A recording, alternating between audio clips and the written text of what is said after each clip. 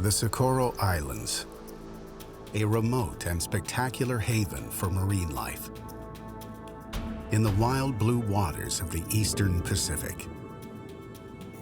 A must for undersea explorers.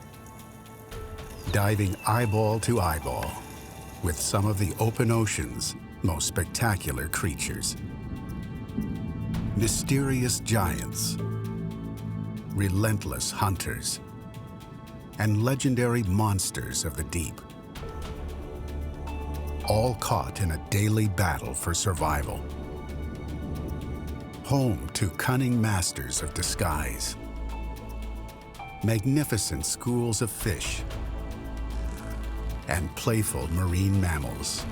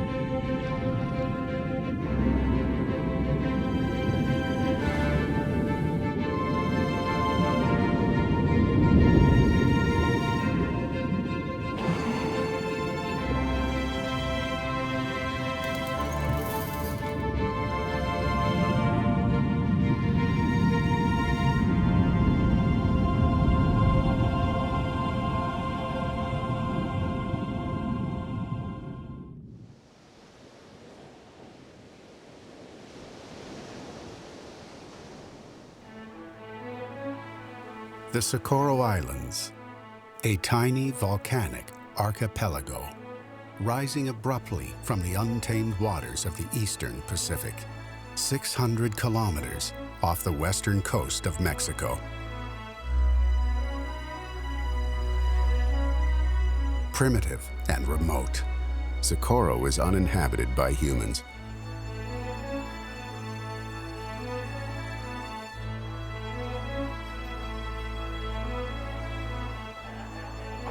The only way to dive here is from liveaboard boats. Cocos is a very special place because the opportunities of encounter big pelagic animals are high. But once we get in the water, it's totally a different world. It's like being in a wild laboratory.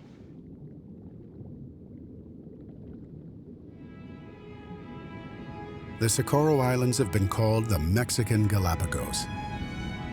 Like the Galapagos, the deep blue waters of Cocos overflow with wildlife.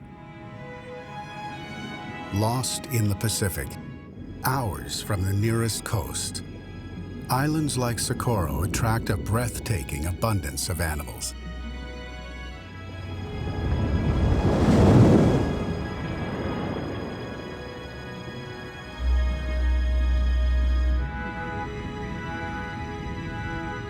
Explosions of fish, drawn here by an essential characteristic of the archipelago. Its deep currents. Far below the peak, currents crash against the island's flanks, then surge upward, carrying with them nutrients from the deep water that nourish life-giving plankton in the warmth of the sun.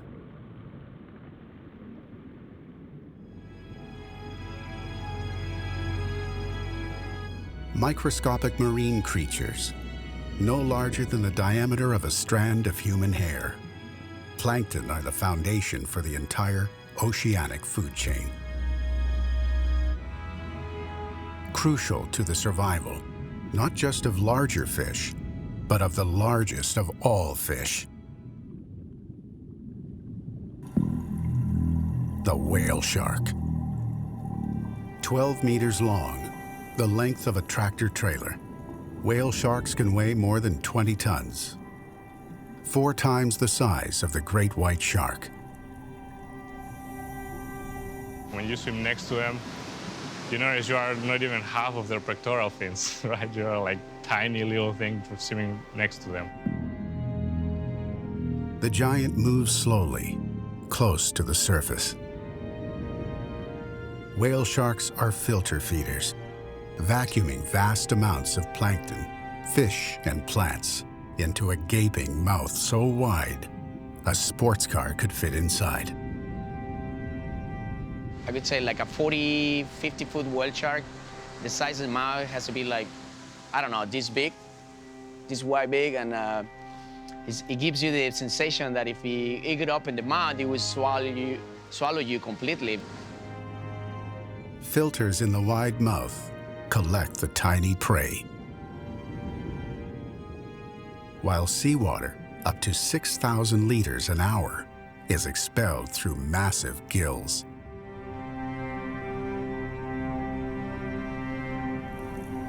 Though formidable creatures, whale sharks are languid, docile fish.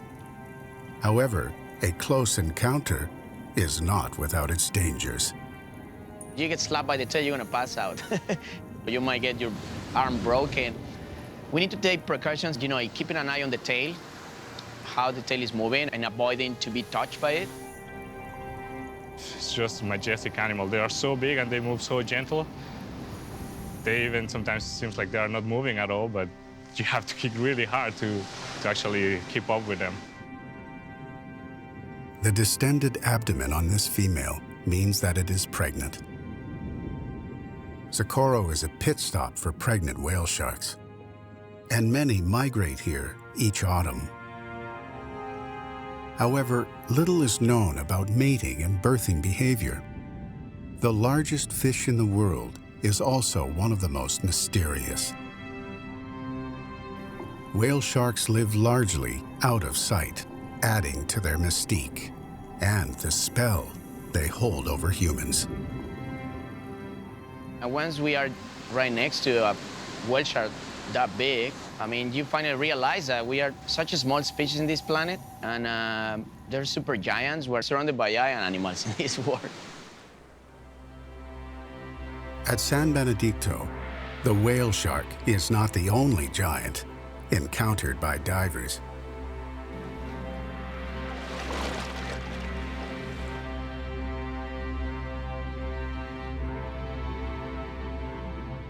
The giant Pacific manta ray.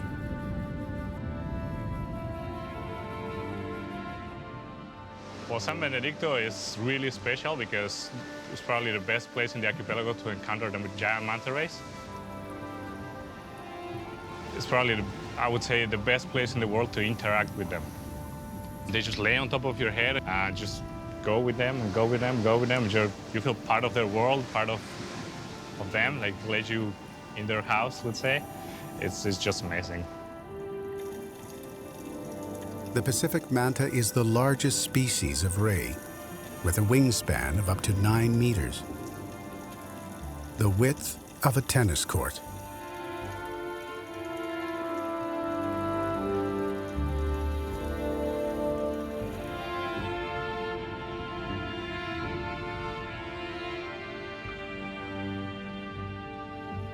Like the whale shark, mantas are filter feeders, traveling with the currents across expanses of open ocean, in search of waters made rich with plankton by upwellings from deep below the surface.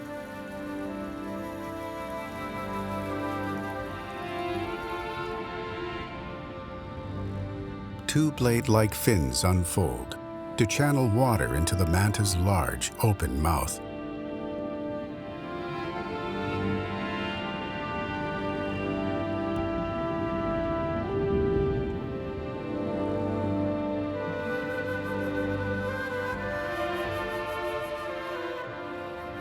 Tiny shrimp, krill, and planktonic crabs are then sifted from the water by tissue between the gills.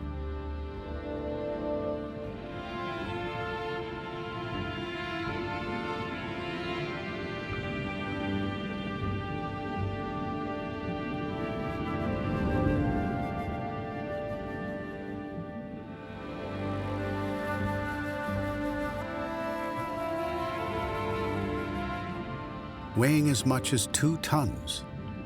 A lone manta can eat more than 200 kilograms of plankton in a single week.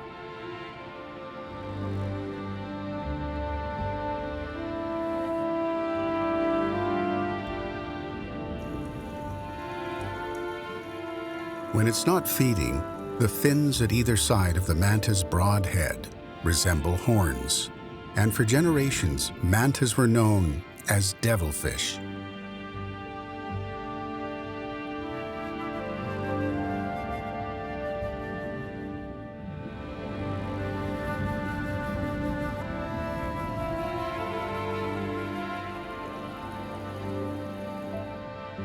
Their imposing size and bat-like shape fed into the legend of the manta as monster. And for hundreds of years, tales of mantas smashing ships and feasting on sailors persisted.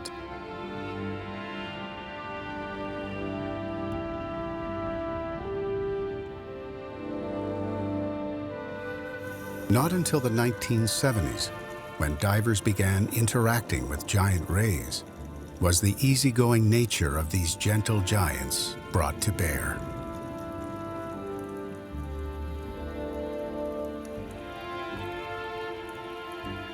It's looking at you, it connects to you with its big eye. And yeah, I've never seen that at any other place with that intensity. And being able to be so close to that animal, this is something you will not find at any other place on the planet. Unlike most species of ray, the giant manta does not have a stinger in its tail.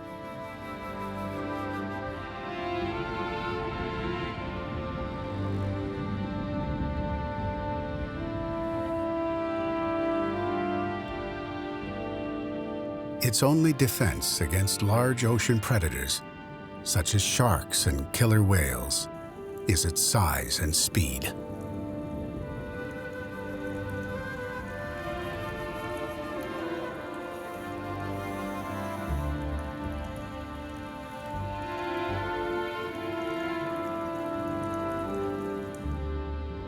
But neither size nor speed can defend the manta from one of the ocean's most remarkable creatures, the gargoyle-like remora, or suckerfish.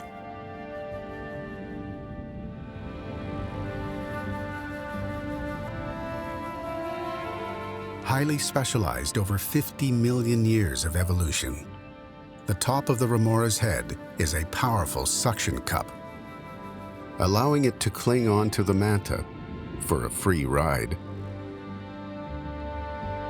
The remora's grip is so intense, it is able to stay attached through strong currents and can even hang on as the host fish attempts to scrape it off on the seamount.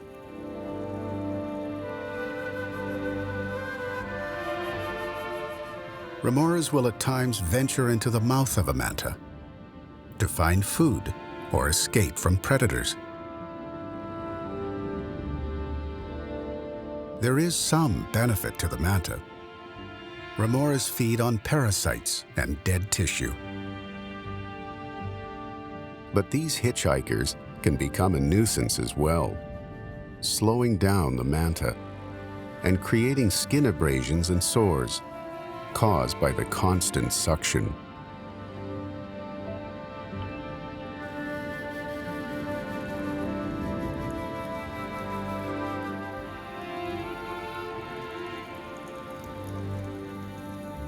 These giants have come to San Benedicto for its cleaning stations, gathering points on the seamount, where resident cleaner fish will remove troublesome parasites.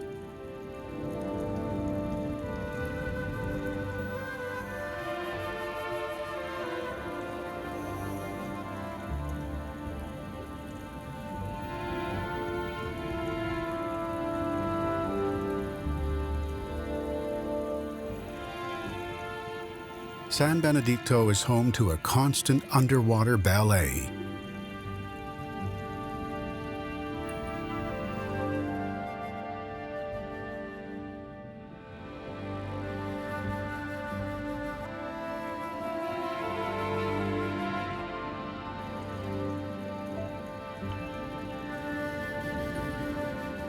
propelled by powerful beats of their pectoral fins. Mantas must swim continuously to keep water moving over and through their gills for respiration.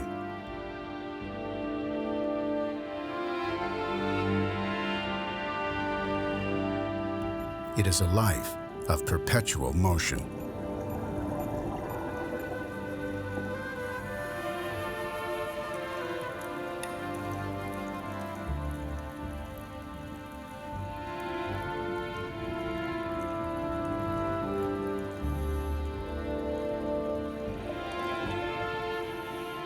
Ancestors of shark-like creatures, rays first appeared in the oceans more than 170 million years ago.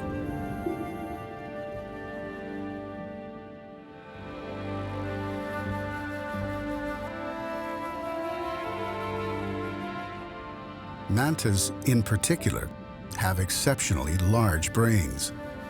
Specifically, the region of the brain responsible for sensory functions.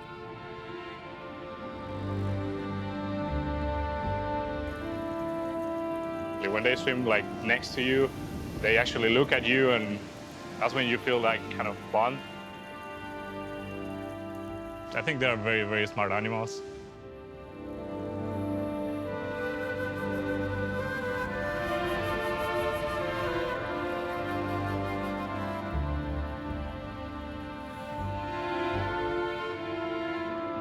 Like their shark relatives, mantas have specialized nerve cells that allow them to pick up electrical signals from other animals moving in the water.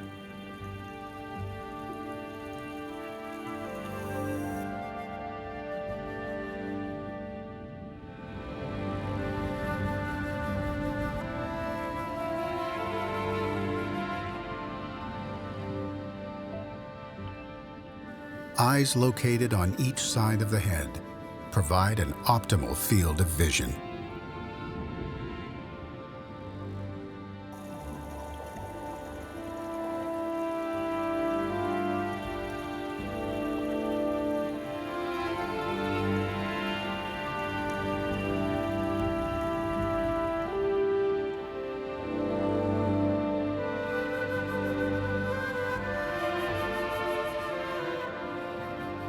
A thin layer of slime on the skin protects the manta from bacteria, helps to heal injuries, and reduces friction as it glides gracefully through the water.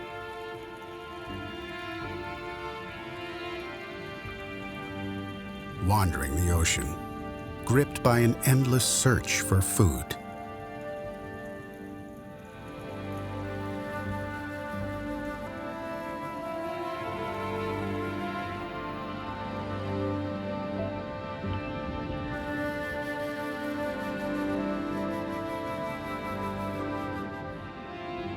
Clarion angelfish inspect the reef.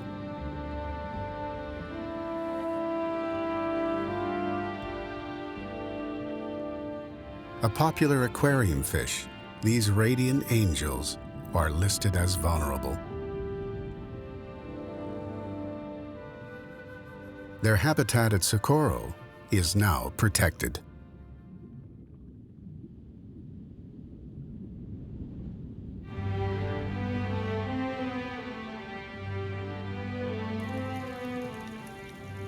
Black-nosed butterfly fish, or barber fish, active during the day. When they feed on algae and small crustaceans, these fish spend most of their nights huddled near the reef surface.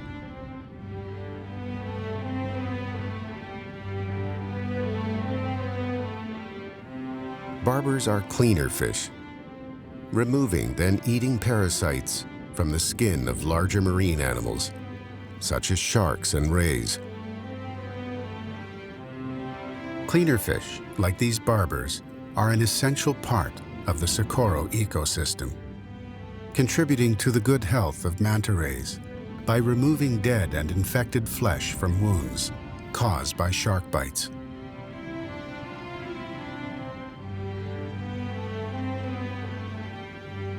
Socorro is a haven for great ocean grazers. The whale shark, and the manta ray. But it is also home to hunters,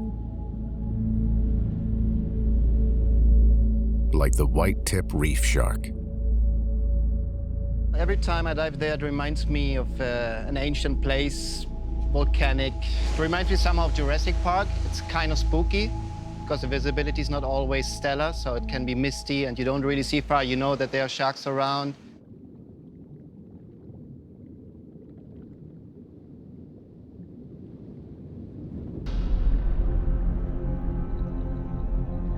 A small shoal of white-tips patrols the undersea mountain.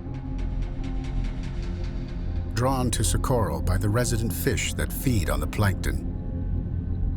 Nourished by nutrients driven up by currents from the ocean floor.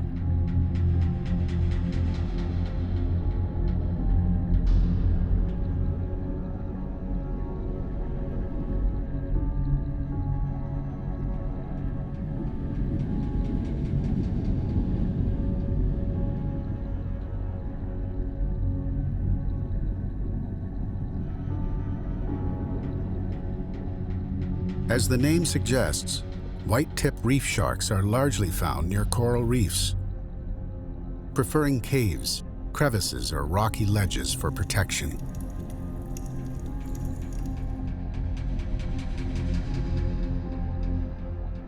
White-tips are primarily nocturnal animals. Days are spent resting and preserving precious energy. Individual sharks will gather in groups, crowding together and stacking one on top of the other. White-tips are capable of lying motionless like this for hours at a time.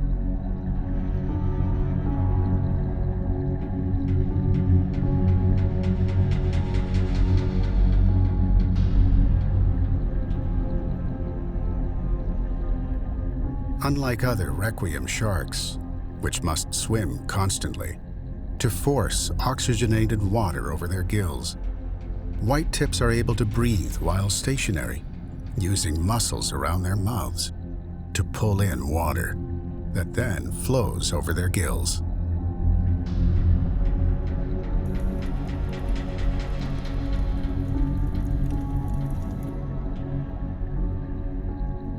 These sharks will remain still for much of the day before jumping into action at night, scouring the darkened reefs for small fish, eels, and crabs.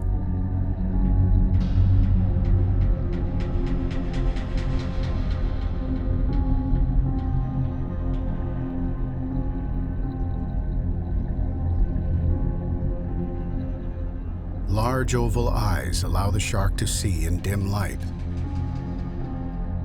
But in the dark of night, white-tips rely on other senses, such as smell and small electrical sensing organs in the snout called ampullae, to detect prey.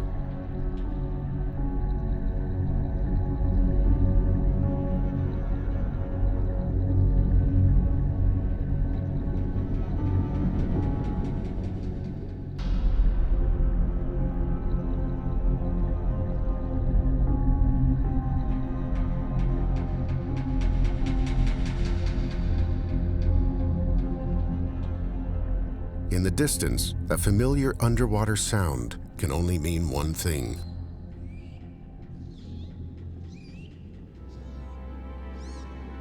The arrival of the ocean's deep thinkers, bottlenose dolphins.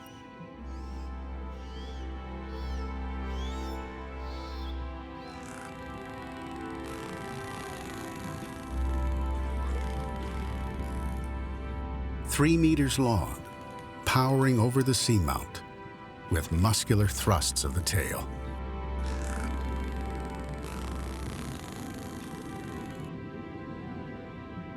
Named for its short, stubby beak, bottlenose dolphins are social animals, traveling in pods of 10 to 30.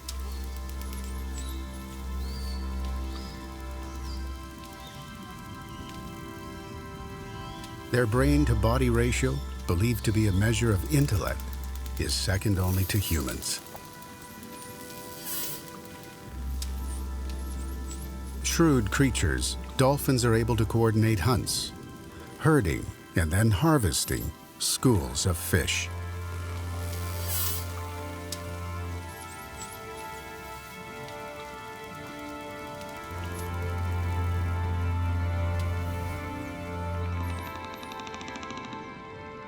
They are expert at echolocation,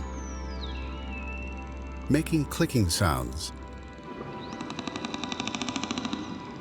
As many as 500 per second that travel through the open ocean, bouncing off of potential prey and revealing to the dolphin the animal's size, shape, and location.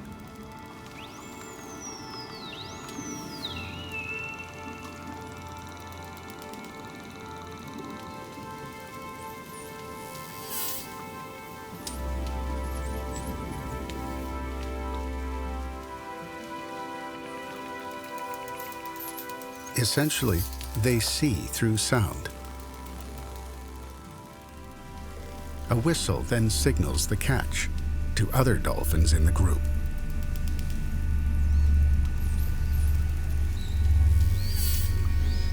Each member of the pod uses a signature whistle to identify itself.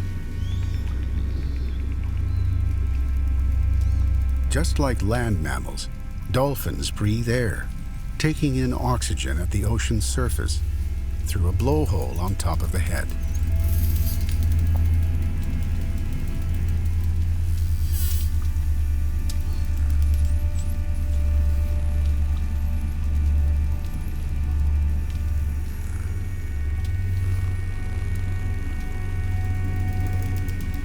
Conscious breathers, they never fall completely asleep.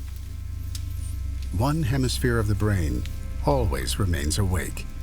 So even while sleeping, the dolphin is able to surface for air and remain alert to predators.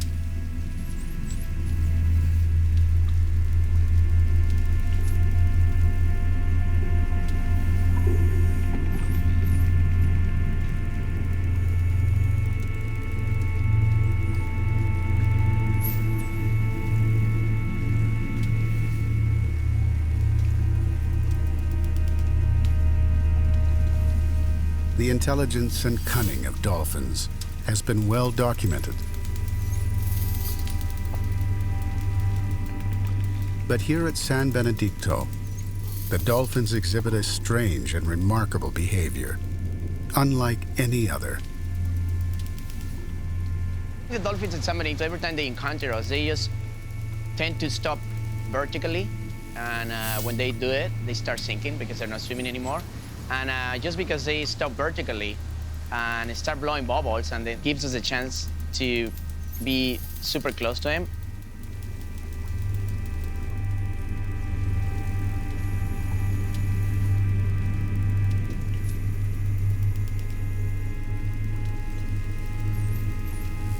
But I think I've been started thinking lately that the dolphins are mimicking us. It's kind of like a mimic behavior.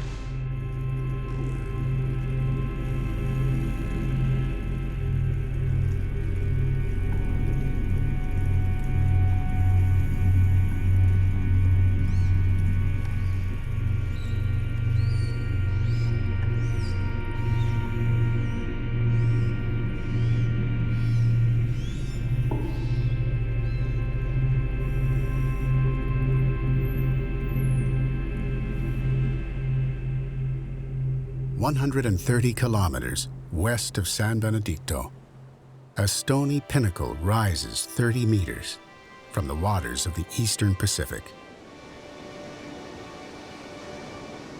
Roca Partida, or parted rock. Just 100 meters long and 8 meters wide, coated in guano from nesting seabirds. Roca Partida is the smallest of Socorro's 4 islands. But this lonely spire is just part of the story. I think Roca Partida it just needs to be classified as the best single dive site in the world. When you get in the water at Roca Partida, definitely you expect the unexpected. You don't know what you're going to see.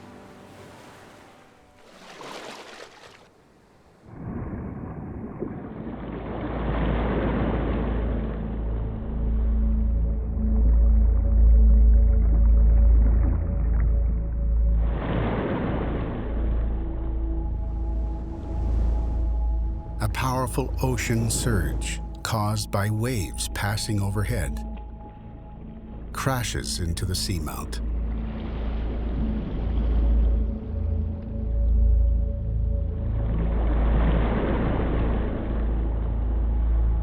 The swell pushes water to the surface and back down Roca Partida's volcanic walls. We're diving in tiny little rocks in the middle of the Pacific Ocean, so we're gonna have that in every dive for sure. Definitely, because you would encounter sometimes strong currents, that surge that if you're not used to, it kind of freaks you out maybe a little bit.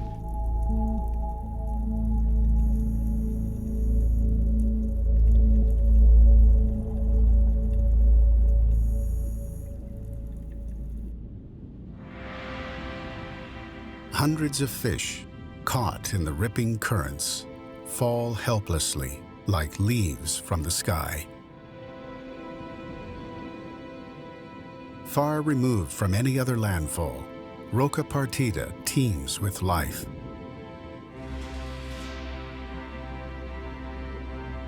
Its steep vertical walls are home to small marine creatures and stunning hard coral formations, earning Roca Partida its title as the Cathedral of the Sea.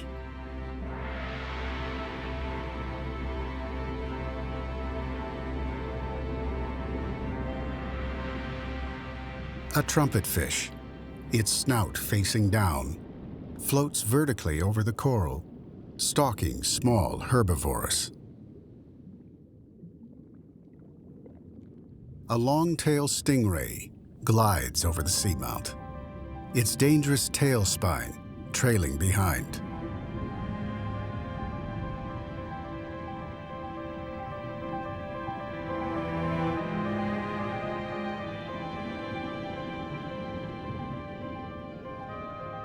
"40 meters below the surface, white-tipped sharks nestle on a rocky ledge.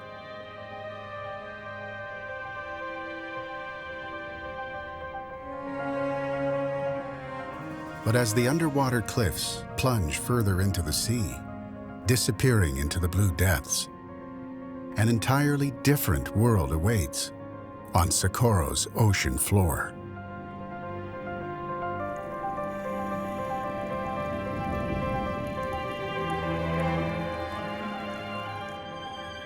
A tropical flounder, barely visible, lies in wait on the speckled coral bed.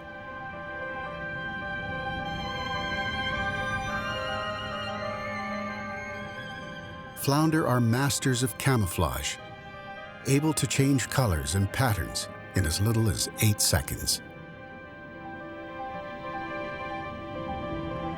This flounder crawls on its fins before huddling down on the seabed, a camouflaged killer primed to ambush passing fish and crustaceans.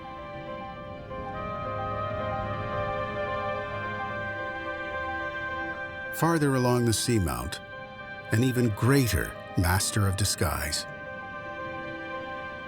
The octopus searches for the perfect spot to surprise unwary prey. One of the few creatures on Earth able to alter its appearance in a heartbeat. The common octopus possesses thousands of color-changing cells just below the surface of the skin.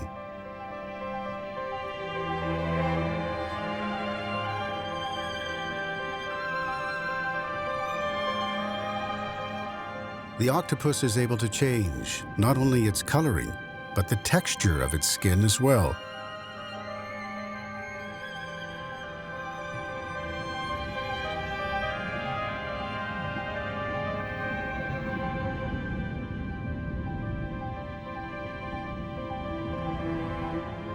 A complex network of muscles and nerves controls projections on the skin, creating small bumps or tall spikes to match the surrounding rocks and coral.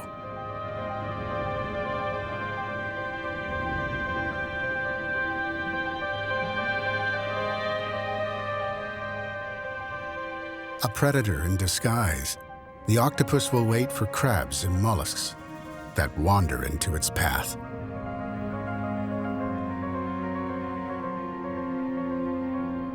Prey is gripped by powerful arms studded with suckers, then paralyzed by nerve poison secreted in its saliva. If caught by a predator, the octopus is able to lose an arm, then miraculously regrow it later without lasting damage.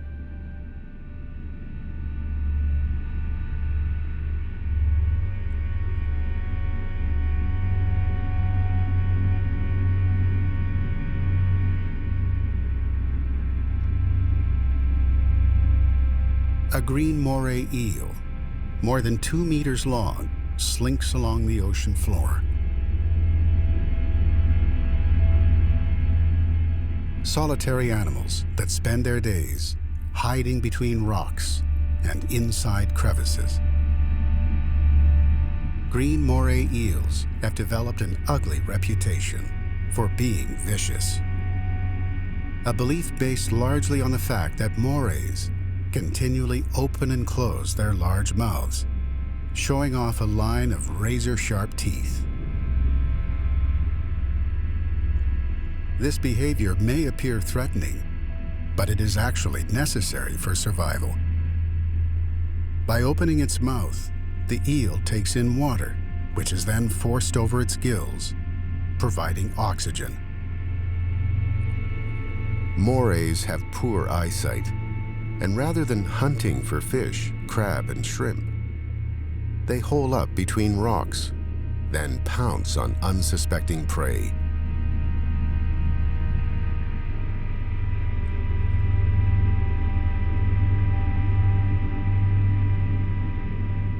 With nothing here but a pronghorn spiny lobster marching on the rocks,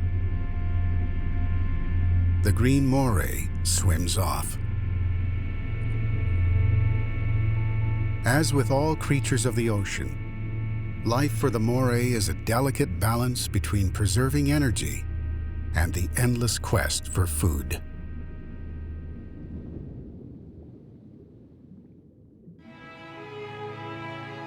Meanwhile, closer to the surface, one of Socorro's most spectacular scenes is unleashed. Jacks, thousands of them, exploding into thick, silvery clouds.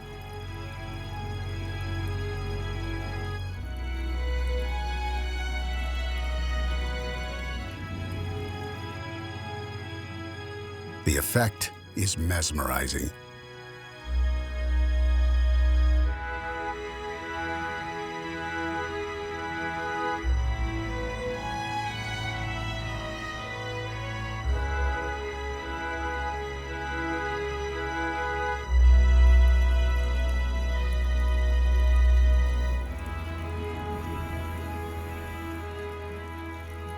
It just gets dark. When you are in there, it gets dark, and wherever you look, it's just fish everywhere, everywhere. Like many fish, the jacks here at Socorro swim in schools to protect themselves from predators.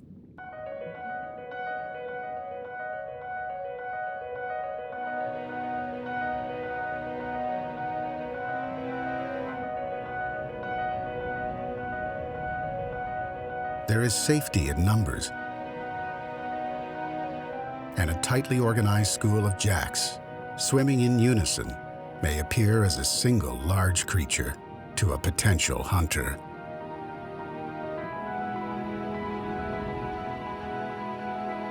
When the school is attacked by a predator, the odds are low that any one fish will be the prey.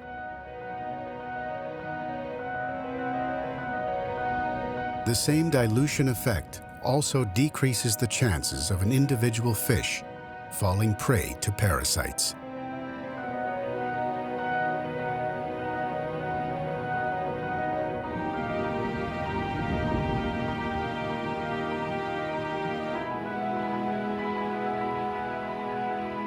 The larger the school, the greater the vigilance against predators.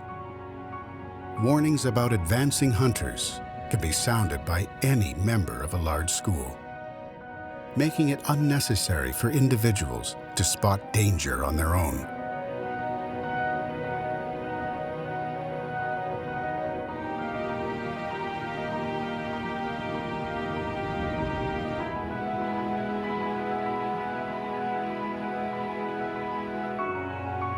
As the size of the school increases, more eyes are able to scan greater areas of the ocean for predators,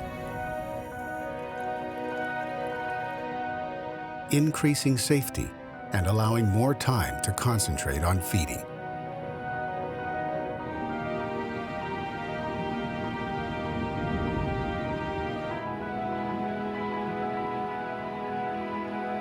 Food in the ocean is not always easy to find. The more eyes on the lookout, the greater the chances of discovering a meal.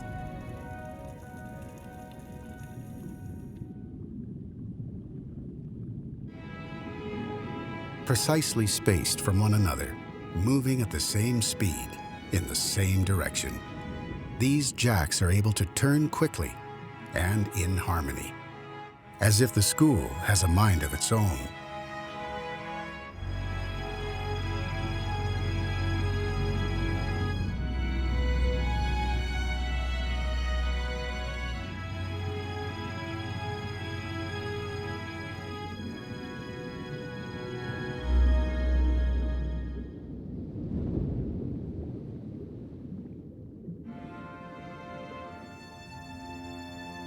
From spectacular synchronized swimmers to graceful gliding giants, the Cocos Islands are a world unto their own. One of the many wonders of the Great Blue Wild. If you have never been to Socorro, then it will be a very unique experience for you in that way that you will get so close to animals like never before in your life.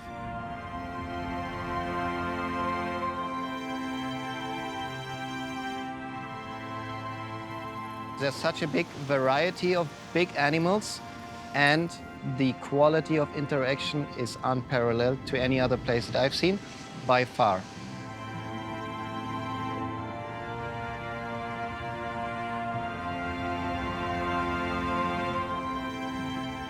If you want to experience the unexpected, if you want to increase the chances to see big animals, Socorro is definitely the best place to go.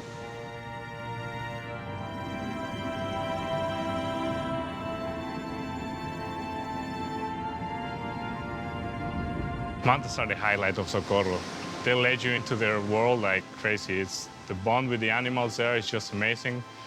The mantas, the dolphins, when you have the chance to swim right to a huge whale shark or a huge humpback whale, it's just something that you cannot describe. You have to be there, and you definitely have to go there.